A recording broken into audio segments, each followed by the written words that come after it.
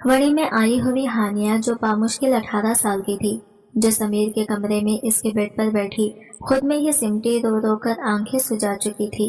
इसे नहीं पता था कि आज इसकी जिंदगी अक्सर बदल जाएगी। चौधरी समीर कमरे में दाखिल हुआ। दरवाजा खुलने की आवाज पर हानिया चौंक सी गई। जब समीर अपने बाजू से अपना कोट सोफे पर फेंकता हुआ भरे शेर की तरह हानिया की तरफ बढ़ा और इसका मुंह दबोचते हुए बेड से नीचे खड़ी किया और कहने लगा, महारानी बनाकर नहीं लाया इस घर में तुम्हें, जो तुम यूं मेरे बेड पर बैठी मेरा इंतजार कर रही हो।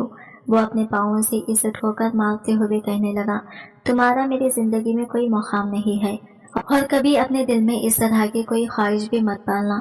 हानिया जो नजरें झुकाए समीर के सामने खड़ी कांप रही थी, मगर समीर जिसके दिल में इसके बाप की मौत का गम ताजा था, और बाप भी ऐसा कि बाप बेटे में गहरी यारी थी। समीर हानिया को बाजू से पकड़ता हुआ वॉशरूम में ले जाकर ठंडे पानी का शावर चलाकर इसे नीचे खड़ा कर दिया। जनवरी की सर्द रातें और ठंडा पानी हानिया की बर्दाश्त जवाब दे गई। जब वो ठठरती हुई वही वॉशरूम में धड़ाम से फर्श पर गिरी और बेहोश हो गई। समीर इसके गिरने की आवाज पर वॉशरूम में गया, वो जो इस वक्त बिल्कुल नीली पड़ चुकी थी। समीर ने जल्दी से इसकी नाक के आगे हाथ रख के चेक किया कि इसका सांस भी चल रहा है क्या। वो इसके नब्ज से चेक करते हुए इसे जल्दी बाहर लाता हुआ इसे सोफे पर लिटाकर अब इसे समझ नहीं आ रही थी कि वो क्या करे। इसने हानिया के कपड़े जो बिल्कुल भीगे हुए थे इसकी वजह से इसके कपड़ों को उतारा। एक पल के लिए वो अपने होश खोने लगा।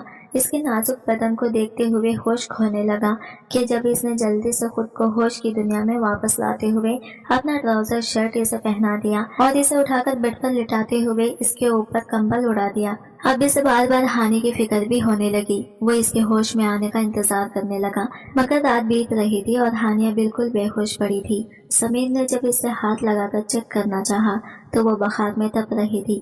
बुखार भी इतनी तेज जिसकी शिद्दत समीर को महसूस हुई।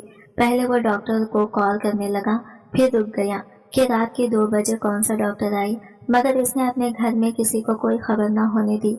वो खुद ही सारी रात इसके सरहाने बैठे इसकी पट्टियां करता रहा कि कब इसका बुखार कम हुआ, और एक पल को खुद को कोसने लगा, क्या जरूरत थी मुझे इसे इतनी ठंड में सर्द पानी के नीचे खड़ा करते हुए सजा देने की। अब मुझे ये सब भुगतना पड़ रहा है। समीर जो खुद कलामी करता हुआ हानिया के चेहरे की तरफ देख रहा था।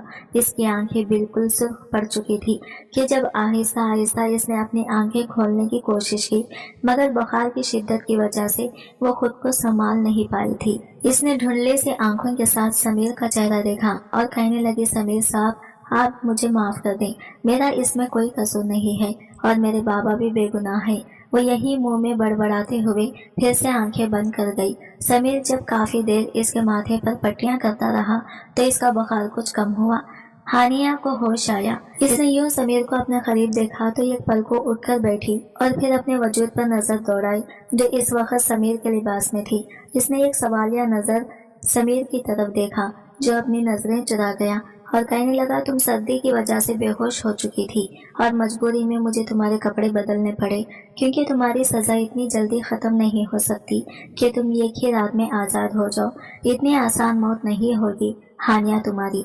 हानिया जिसे खुद से शर्म भी आ रही थी कि समीर ने इसके कपड़े बदले, ना जाने इसने मेरे साथ क्या किया होगा। हानिया कहने लगी, मैं मरती थी तो मरने देते, आपने मेरे वजूद को बेलिबास क्यों किया। इस बार हानिया की आवाज भी बुलंद थी। जब समीर इसके करीब होता कहने लगा, निकाह में हो तुम मेरे, मेरी गलती है जिसने सिर्फ तुम्हारे कपड़े बदले। मुझे चाहिए था कि तुम मरती थी तो मर जाती, तुम्हारे वजूद को हासिल करता और बेलिबास ही छोड़ देता, तब क्या कर लेते तुम मेरा। समीर गुस्से के साथ हानिया की जानिब बढ़ा। हानिया जो इससे डरते हुए पीछे को सरकने लगी, वो अपना हाथ इसकी कमर पर ले जाता इसे अपने करीब कर कहने लगा, मैं तुम पर मुकम्मल दस्तरस रखता हूँ। हानिया जो बस खामोशी से समीर की हर बात सुन रही थी। समीर जितने भी गुस्से में हानिया की तरफ बढ़ता, इसके चेहरे की मासूमियत देखकर इसका दिल खुद ब खुद नरम पड़ने लगता और वो इसके जिस्म पर लम्स भिगेरता इसे तंग करने की कोशिश करता था।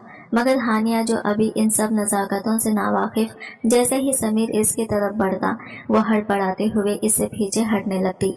समीर जो बेकाबू होता है इसके चेहरे पर झुका, इसके गर्म सांसों को अपने चेहरे पर महसूस करती थी। हानिया जो अपनी आंखें बंद कर गई, मगर समीर पीछे हटा और इसे कहने लगा, तुम उठकर सोफे पर चली जाओ। वो जल्दी से उठी और सोफे पर लेटी इन सब वाकयों को याद करने लगी जिसकी वजह से इसे ये सजा मिली। हानिया के वालिद हक हयाज, जो समीर के वालिद दिलावर हसीन की काफी करीबी दोस्त थे और दोनों को ही शिकारबाजी बहुत पसंद थी, और इस दिन भी हक हयाज जो दिलावर हसीन के साथ जंगल में शिकार पर गए हुए थे। शिकार करते ही जब दिलावर हसीन कहने लगे, हक हयाज हमें काफी अरसा हो गया है फायरिंग का, मैदान मुकाबले कैसे हुए तो क्यों ना आज हो जाए। वो खुले में हवा में फायर कर रहे थे कि जब हक हयाज का बैलेंस आउट हुआ और इनकी गोली दिलावर हसीन को लग गई और वो मौके पर ही जान की बाजी से हार गए। इनके साथ कुछ लोग और भी मौजूद थे जो हकीकत जानते थे, मगर अफवाह यही फैल गई कि हक हयाज ने अपने दोस्त दिलावर हसीन को जान से मार दिया। भरी पंचायत में दिलावर हसीन के बेटे समीर ने अपने बाप की खातिर को सजाए मौत सुनाई। समीर के चचा अहद हसीन जो पंचायत में मौजूद थे और पंचायत में पूरा गांव मौजूद था, जहां हानिया की पूरी फैमिली को बुलाई गई थी। जैसे ही समीर ने भरी पंचायत में कहा कि जैसा कि सब लोग जानते हैं कि हक हयाज ने दोस्ती के आड़ में मेरे बाप को जान से मार डाला और कत्ल का बदला कत्ल है, इसलिए मैं भरी पंचायत में हक हयाज को कत्ल करने की सजा सुनाता हूँ। हानिया जो तड़प कर रह गई और चौधरी समीर के कदमों में गिरती हुई कहने लगी, मेरे भाई बहुत छोटे और हमारे घर के सरबराह मेरे वालिद हैं, इसलिए हम पर रहम कीजिए और मेरे वालिद को माफ कर दीजिए, क्योंकि ये सब एक हादसाती तौर पर हुआ है।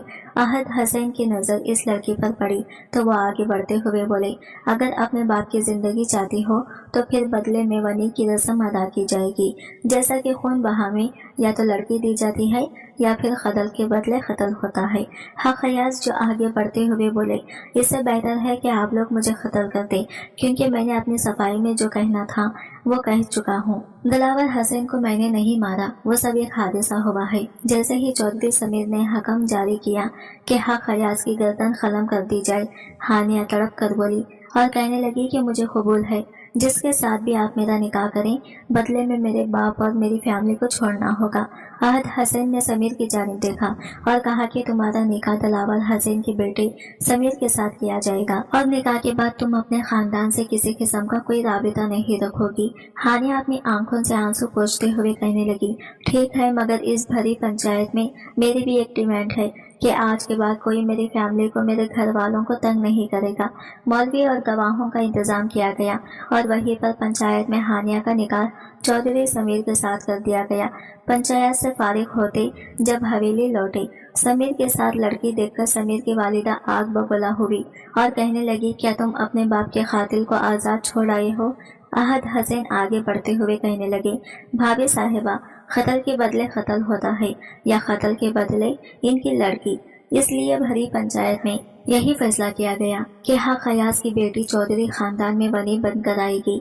चौधरी समीर की वालिदा रशीदा बेगम, जो अपने शौहर की मौत के गम में डूबी हुई, किसी भी बात का जवाब दिए बगैर अपने कमरे की तरफ चली गई। समीर हानिया को घसीटते हुए कमरे में ले जाकर पटकता हुआ खुद बाहर आ गया और वो सारी रात हानिया को यूं सजाएं देता रहा। इसका बुखार कुछ कम हुआ तो समीर अपना रुख फेर कर सोने का नाकाम कोशिश कर रहा था, मगर आज वो कमरे में अकेला नहीं बल्कि एक निस्वानी वजूद इसके पास मौजूद था और इसकी दस्तरस में इसके निकाह में थी। वो खैर वो अपने जज्बात पर काबू पाता हुआ सो चुका था। सुबह वो कमरे से निकलता हुआ हानिया को कहने लगा, तुम यहाँ पर मेहमान बनकर नहीं आई, ना तुम्हारा मुकाम इस घर की बहू का है, इसलिए बेहतर होगा कि इस घर की मुलाजिमा के साथ घर के सारे काम करो। हानिया जो एक बार फिर अपने लिबास की तरफ देखने लगी तो समीर कहने लगा, थोड़ी देर बाद मुलाजिमा तुम्हें कमरे में तुम्हारी जरूरत का कुछ सामान दे दी जाएगी। वो इसे नसीहतें करता हुआ खुद तैयार होता कमरे से बाहर निकल गया। हानिया जो वही सोफे पर बैठे अपने घर वालों को याद करते हुए रोने लगी। थोड़ी ही देर में मुलाजिमा हानिया को इसके कपड़े पकड़ा कर जाने लगी। हानिया ने मुलाजिमा से वो शॉपर पकड़ा और इसमें से अपने कपड़े निकालकर देखने लगी। एक जोड़ा पहनते हुए वो कमरे से बाहर आई और इसकी हालत इस वक्त बहुत अजीब सी थी कि ना जाने इस घर के लोग इसके साथ क्या सलूक करेंगे। वो हिचकते हुए शर्माते हुए किचन की जानिब बढ़ी जब समीर की चच्ची सालेहा बेगम ने इसे आवाज दी और कहने लगी, भाई तुम कहाँ घुसने लगी हो? तुम तो ऐसे इस घर में हक जमाए फिर रही हो जैसे सदियों से यहाँ की हो। हानिया वहीं पर रुक गई और कहने लगी, जी वो मैं नाश्ता اس کی بات کاٹتے ہوئے صالحہ بیگم بولی، تو کیا پہلے اس گھر میں تمہارے آنے سے پہلے سب بھوکے رہتے تھے کیا؟ اس لیے خبردار جو اس گھر کی کسی بھی چیز کو ہاتھ لگایا تو۔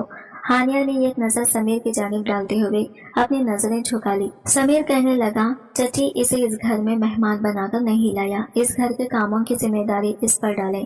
جب سے سمیر ہانیہ کو نکاح کر کے اس گھر میں لایا تھا، ثانیہ نے تو کھانا پینا ہی چھوڑ دیا تھا، کیونکہ ثانیہ دل ہی دل میں سمیر کو چاہنے لگی تھی اور ان دونوں کا رشتہ بھی پکا ہو چکا تھا۔ جب ثانیہ کہنے لگی، سمیر کیا ضرورت تھی اس لڑکے سے نکاح کرنے کی، خطر کے بدلے خطر بھی تو ہوتا ہے نا، تم وہی بات کو ختم کر کے آتی، اس مصیبت کو اٹھا کر گھر لے آئی، روز روز شکل دیکھنی پڑے گی۔ وہ جس کی سمیر سمجھ گیا تھا کہ ثانیہ کو یہ سب برا لگا ہے، مگر سمیر نے کبھی اس سے کوئی محبت کا دعویٰ بھی تو نہیں کیا تھا، بس بڑوں نے ان دونوں کا رشتہ طے کر دیا تھا۔ جب ثانیہ بیچاری وہی الجھن کا شکار بنے کھڑی تھی، ایک طرف سمیر کا حکم کہ گھر کے کام کرنے ہیں اور دوسری طرف گھر والوں نے اس پر پابندی لگا دی کہ گھر کی کسی چیز کو وہ ہاتھ نہیں لگائے گی، ہانیہ جو وہی کھڑی رہی تو صالحہ بیگم بولی، کیا تم بت بن گئی ہو یہاں پر کھڑی ہو، دفع ہو جاؤ یہاں سے اپنے کمرے میں۔ وہ کمرے کی طرف جانے لگی اور پیچھے سے ثانیہ کہنے لگی، مما اس کو میں سمیر کے کمرے میں برداشت نہیں کر سکتی، اس لیے اسے سرونٹ روم میں بھیجو۔ سمیر کی بات کاٹتے ہوئے سمیر کہنے لگا، نہیں میں اسے خود سے سزا دینا چاہتا ہوں، اس لیے ہانیہ تم جاؤ، تمہارا کھانا پینا سب کچھ وہیں پر پہنچے گا۔ ہانیہ جلدی سے بڑے بڑے قدم اٹھائی کمرے میں گئی، کیونکہ وہ خود پر اور ضبط نہیں کر سکتی تھی۔ وہ کمرے میں گئی اور وہی فرش پر بیٹھی پھوٹ پھوٹ کر رونے لگی اور اپنی قسمت کو کوسنے لگی۔ اس کی پڑھائی بھی مکمل نہیں ہوئی تھی اور وہ ان سب جھمیلوں میں پڑ گئی صرف اپنے باپ کو بچانے کی خاطر۔ ناشتے سے فارغ ہوئے تو سمیر ایک بار اپنے کمرے کی طرف بڑھا، ثانیہ کے دل پر تو جیسے جھریوں کی وار چل رہے تھے۔ وہ ناشتہ ادھورا چھوڑتے ہوئے بڑے غصے کے ساتھ اٹھ کر کمرے میں چلی گئی۔ صالحہ بیگم جو احد حسین سے کہنے لگی، احد حسین آپ تو سب سمجھتے تھے نا اور جانتے تھے کہ ہماری بیٹی کا نکاح سمیر سے ہوگا، تو پھر آپ نے پنچایت میں اس سب کی حمایت کیوں کی؟ احد حسین کہنے لگے، ولی میں آئی ہوئی لڑکی اور خاندانی بہو میں بہت فرق ہوتا ہے، اس لیے تم لوگ ان سب چیزوں سے ناواقف ہو۔ میں اپنے بھائی کی موت کو یوں معاف نہیں کرنے والا تھا، اس لیے ثانیہ کو بھی سمجھا دینا کہ اگر اس کا رشتہ سمیر کے ساتھ ہوا ہے تو ان دونوں کی شادی بھی ہوگی اور ثانیہ کو پورے مان کے ساتھ بہو بھی بنایا جائے گا۔ رشیدہ بیگم بھی صالحہ بیگم سے کہنے لگی کہ احد بھائی ٹھیک کہہ رہے ہیں۔ سمیر کمرے میں گیا تو اس کمرے میں صرف خاموشی اور ہانیہ کی گھٹ گھٹ کر رونے کی آوازیں سنائی دے رہی تھی۔ وہ اس کے قریب گیا جو اپنے گھٹنوں میں منہ دبائے رو رہی تھی، اس کے پاؤں کے اوپر اپنا شوز رکھتے ہوئے پورا وزن ڈال دیا گیا۔ جب وہ درد سے کراتے ہوئے چیخ اس کے منہ سے نکلنے لگی تو سمیر نے اس کے منہ کے آگے اپنا ہاتھ رکھ دیا اور اسے کندھے سے پکڑتا ہوا اپنے برابر کھڑا کرتے ہوئے دیوار کے ساتھ لگاتے کہنے لگا، خبردار جو اس کمرے سے باہر تمہاری کبھی آواز نکلی۔ اور وہ اپنے پیر کے پریشر کو مزید اس کے پاؤں پر بڑھا رہا تھا۔ اس کے شوز کی ایڑی اتنی سخت تھی کہ ہانیہ کے پاؤں کے انگوٹھے سے خون بہنے لگا، مگر اس کے منہ پر سمیر کا ہاتھ تھا، وہ شور بھی نہ کر سکے۔ جب درد سے کراتے ہوئے اس نے اپنے ہاتھوں سے سمیر کو پیچھے کو ڈھکیلا تو اس کا پاؤں جو خون آلود ہو چکا تھا، سمیر کی نظر اس کے پاؤں پر پڑی تو وہ بنا کچھ کہے جلدی سے کمرے سے باہر نکل گیا اور جاتے ہوئے ملازمہ سے کہہ گیا کہ ہانیہ کے کمرے میں اس کا ناشتہ دے آؤ اور اس کے پاؤں پر معمولی سی چوٹ ہے، اس پر پٹی بھی کر دینا، پہلے وہ زخم دیتا اور بعد میں اس کی فکر۔ ملازمہ تھوڑی دیر بعد کمرے میں آئی ناشتہ لیے۔ جب ہانیہ نے اس سے کہا کہ مجھے کچھ نہیں کھانا، کہنے لگی، بی بی جی صاحب جی کا حکم ہے، اس لیے مجھے ان کا حکم ماننا ہے، اور آپ کے پاؤں پہ چوٹ کیسے آئی ہے، اس پر پٹی بھی کرنی ہے۔ ہانیہ کہنے لگی، کچھ نہیں ہے، بس ٹھیک ہو جائے گا۔ وہ بولی، دیکھیں میرے لیے مزید مشکلات مت بنائیں، کیونکہ صاحب جی کا حکم اگر نہ مانا تو میرے لیے میری نوکری خطرے میں پڑ سکتی ہے۔ وہ فرسٹ اسٹارٹ باکس لیتے ہوئے ہانیہ کے قریب آئی، اس کے پاؤں کے پاس بیٹھی، کہنے لگی، یہ تو کافی گہرا زخم ہے، یہ کیسے آیا؟